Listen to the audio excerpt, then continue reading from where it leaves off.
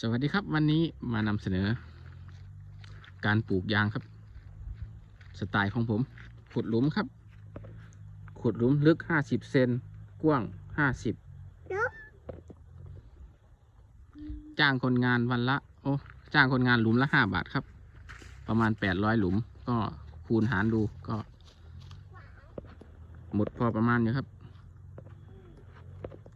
ระหว่างแถว3 เมตรระหว่างคลอง6 เมตรครับ8 ไร่3 งานนี่เพิ่งใส่ยูเรียไป